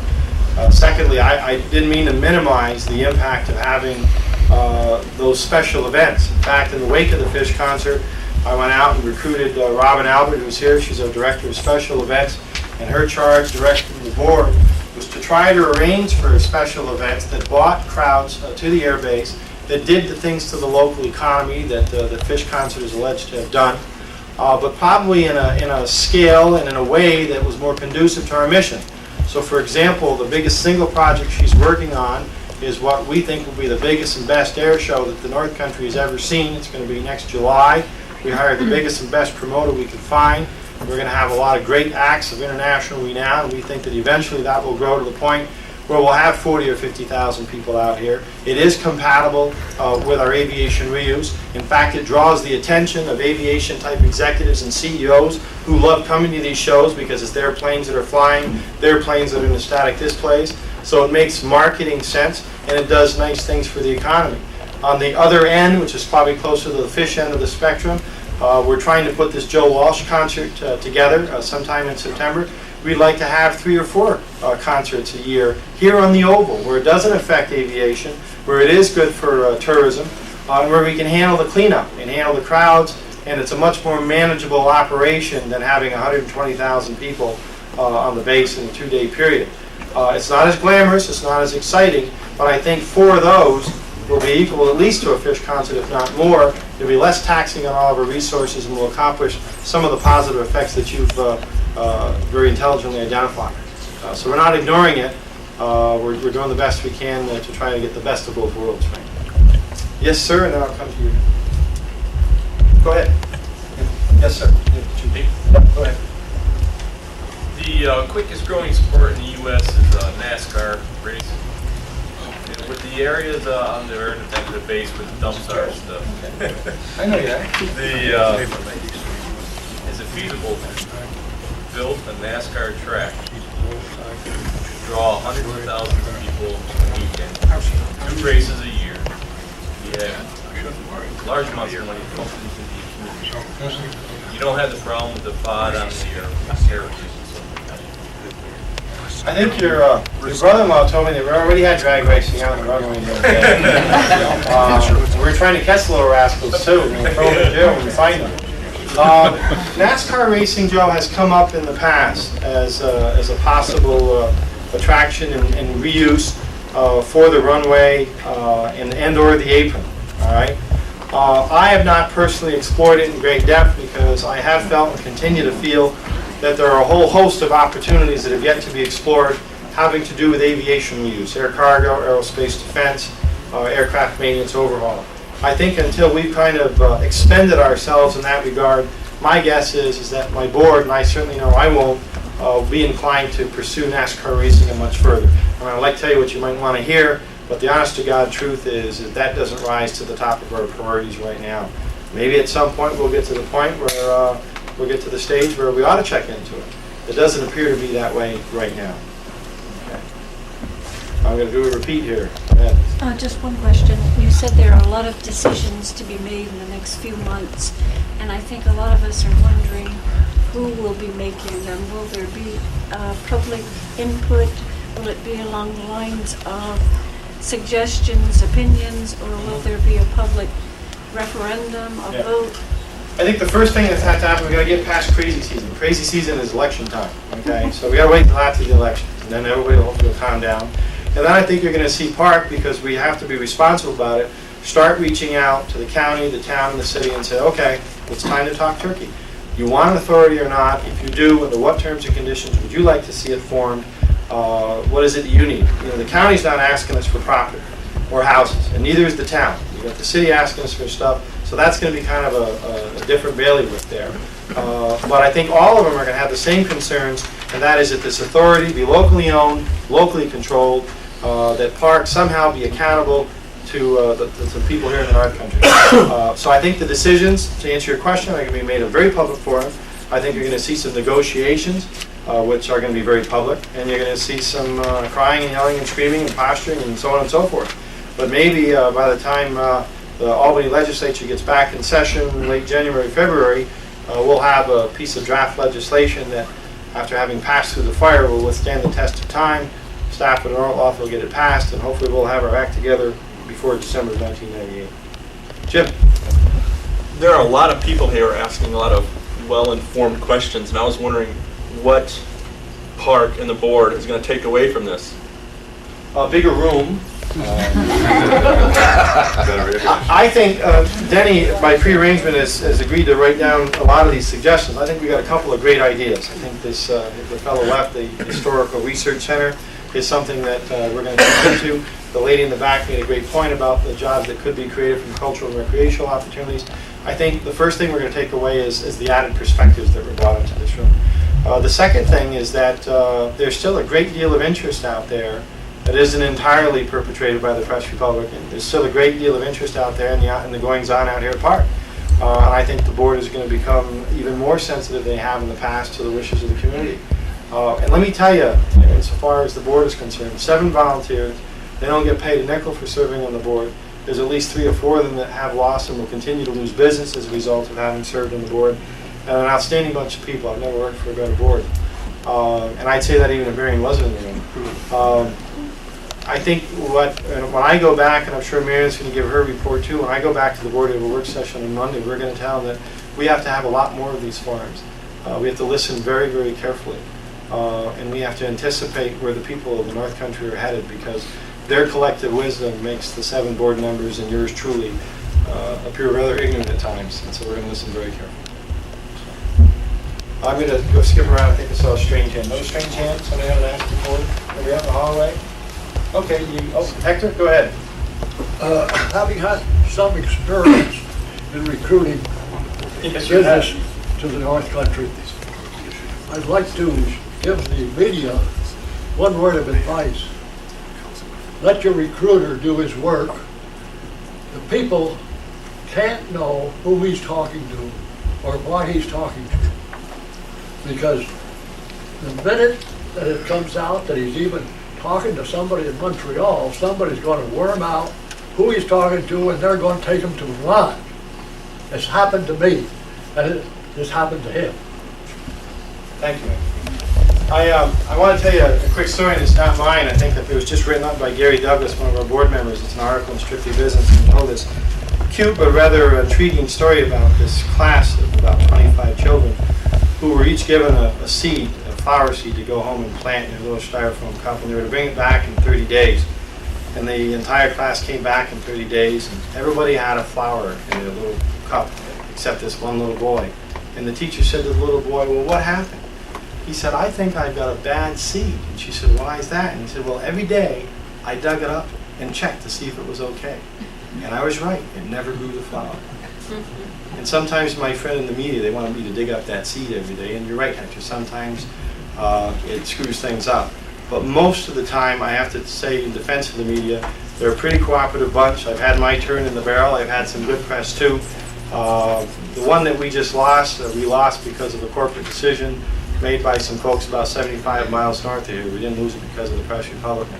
But I take very seriously what you said, and as I think my friends in the media would tell you, when I have that much at stake, I don't tell them anything.